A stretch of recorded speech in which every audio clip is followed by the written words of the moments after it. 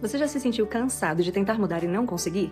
Ouviu palestras, fez cursos, leu livros, orou muito, mas a mudança simplesmente não vem? Isso não tem nada a ver com falta de fé ou com falta de força de vontade. Eu já me sentia assim, e era o esgotamento, o cansaço extremo que estava me fazendo travar. Descobri que esgotado, o cérebro simplesmente não muda e a mente não se transforma. Hoje no vídeo nós vamos falar sobre 3 sinais à luz da neurociência e da palavra que nos ajudam a identificar se é o cansaço que está nos travando.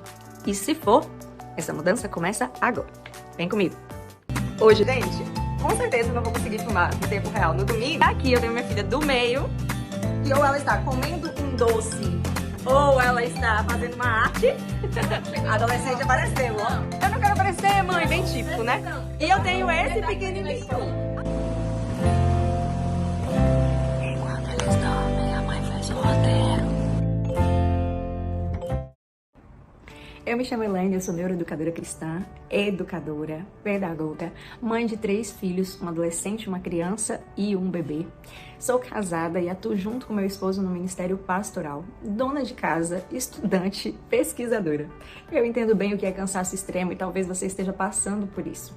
Tá buscando uma forma de mudar? Estudando, pesquisando? Provavelmente chegou nesse vídeo aqui por isso e o resultado não tá vindo. Mas calma, não fica frustrado. Isso acontece. Eu tô aqui dentro da minha casa, da minha realidade, para compartilhar com você uma experiência que eu vivi. Foi o cansaço extremo que me fez travar muitas vezes também. E existem algumas compreensões, inclusive sociais, que a gente precisa ter para entender um pouquinho melhor sobre isso.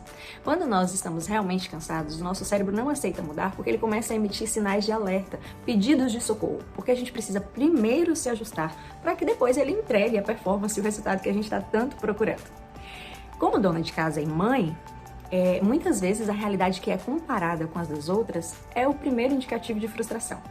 Quando você está dedicado completamente numa função, se esforçando, se esmerando e aquilo te consome todas as suas energias físicas e inclusive mental e emocionalmente falando, como é o caso da criação, da educação de alguém, e física, na dinâmica mesmo, da casa, da rotina, isso tem um peso muito diferente de quem tem uma rotina, uma vida, hábitos mais estáveis, com rede de apoio, com menos intensidade, um número menor de filhos, mais recursos para ajudar e facilitar na mão de obra. Parece besteira, mas não é. Dentro de uma empresa funciona do mesmo jeito. Se a sua função requer excesso de trabalho braçal ou de esforço intelectual em todo o tempo e você não tem com quem dividir essas tarefas, para você o desgaste é muito maior do que aquele que é bem assessorado, que tem secretários, ajudantes, enfim, com quem compartilhar suas funções e atribuições. Isso é meio lógico, é meio óbvio até, né? Mas às vezes a gente não leva isso em consideração. A gente acha que precisa dar conta de tudo, que precisa conseguir. E eu já quero logo te confortar, dizendo que Cristo não pensava assim. Quando Marta vem falar com o Senhor, na história de Marta e Maria, e ela fala assim, Senhor, eu estou cansada, e Maria só está aqui te ouvindo. E aí ele enaltece o que ela faz, porque realmente ela está fazendo algo que é necessário, ela não estava ali sendo leviana, irresponsável, ela estava se dedicando àquilo que era preciso fazer, a casa estava cheia, existiam muitos serviços a serem prestados. Mas aí ele fala que ela escolheu a melhor parte. A gente precisa reconhecer o momento de parar um pouco, de se cobrar menos e de deixar corpo e mente respirarem, se conectarem, se ajustarem, para que a gente consiga se desenvolver mais e até produzir mais. Faz sentido? Vamos acompanhando aqui a linha de raciocínio. Existe um sinal, que é o primeiro que eu queria mostrar para vocês, que faz a gente despertar. É a procrastinação. Às vezes confundido com preguiça.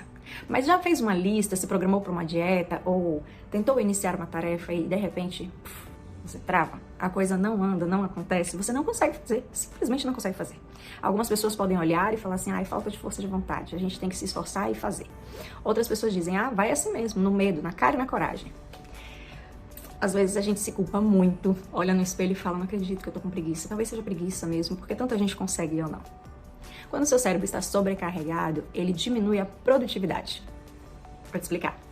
A diminuição da produtividade se dá porque o seu cérebro está exausto. E quando ele visualiza uma tarefa nova a ser cumprida, ele pensa, eu já estou cansado, não vou dar conta de fazer isso, ou isso vai me custar muito caro. E aí ele para. E agora? Como é que eu faço para me livrar desse problema? Eu preciso continuar, eu não tenho a opção de parar. Vamos recalcular essa rota. Vamos para o segundo passo? Para você observar e depois a gente fecha falando de tudo?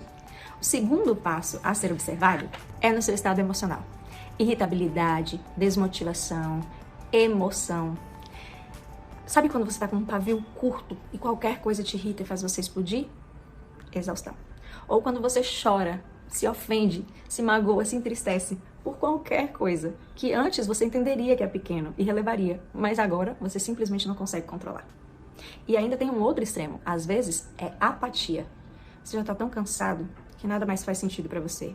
Nem interessa. Esses sintomas são muito perceptíveis dentro de casa ou num relacionamento com seus liderados. Você se explode e depois se arrepende. Você perde a paciência e depois vê que errou, que passou do limite. E quem fica com a culpa, quem carrega a maior consequência, normalmente é você mesmo, porque tem que lidar com a frustração de não ter agido da maneira que achava correta, de não ter conseguido ter controle sobre você mesmo e sobre suas emoções. Isso é complicado e pesado, né? Bom, isso acontece quando o cérebro já não consegue mais regular o que ele está sentindo.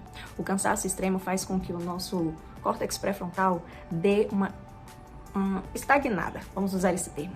É como se ele entrasse em estado de alerta e parasse. E aí o seu corpo começasse a emitir sinais que desregulam a sua emoção.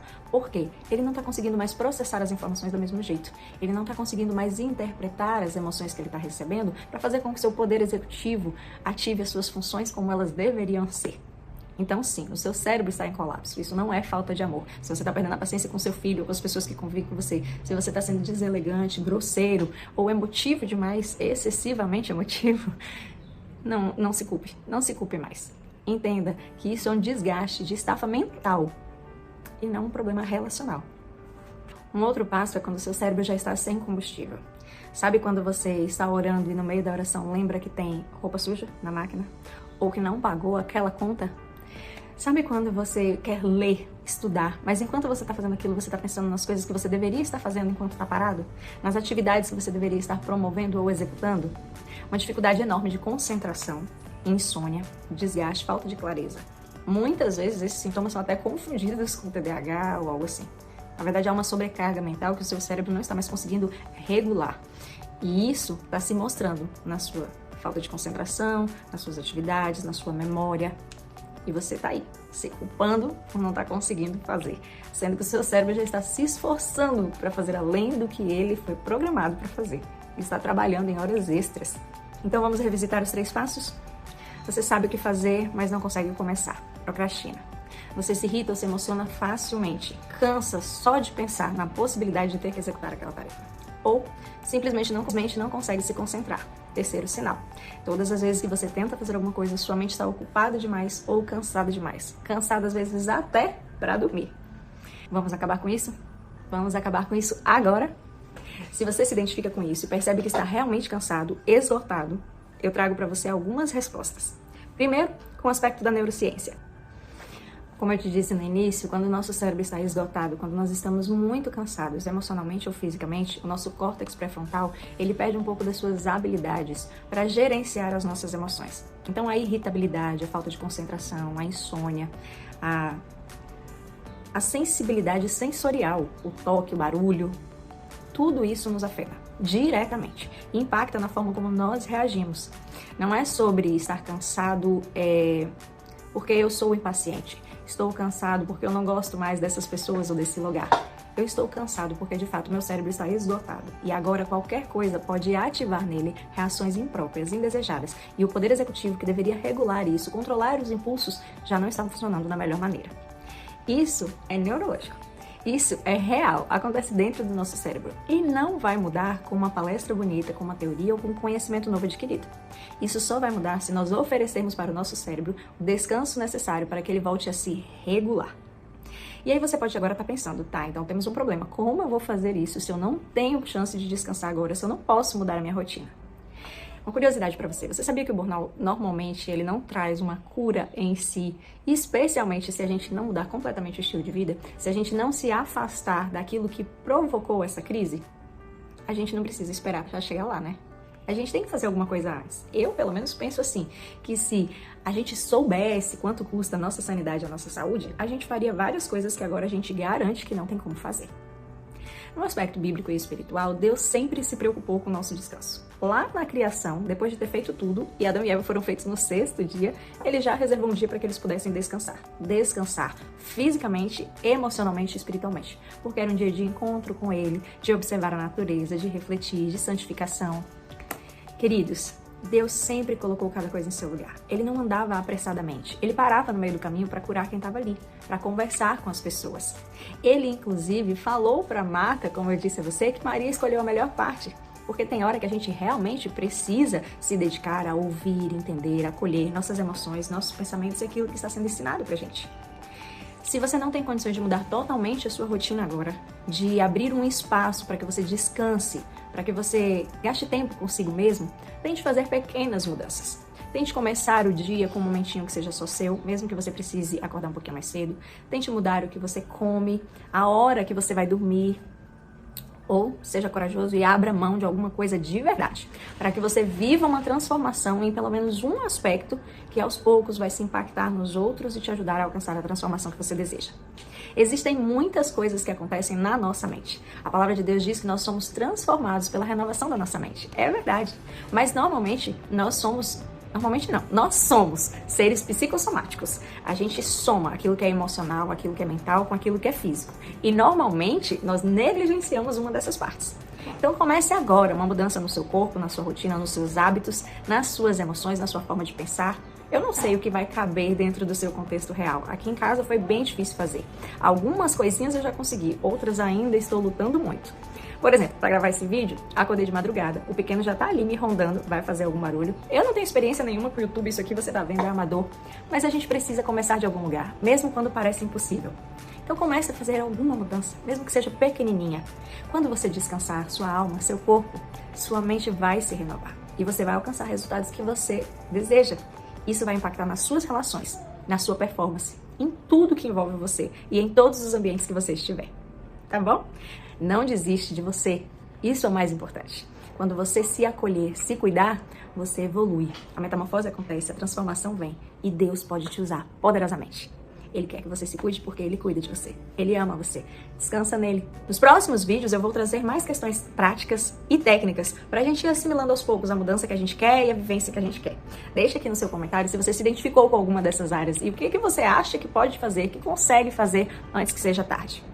A gente vai se falando, tá bom? Eu vou deixar aqui só um pedacinho dos bastidores pra você ir conhecendo como é que funciona uma neuroeducadora, mãe de 3, esposa de pastor, amadora no YouTube, tentando ajudar você e cuidar de si mesmo. Ao mesmo tempo que eu te ajudo, eu cresço. E para estar aqui, eu estudo.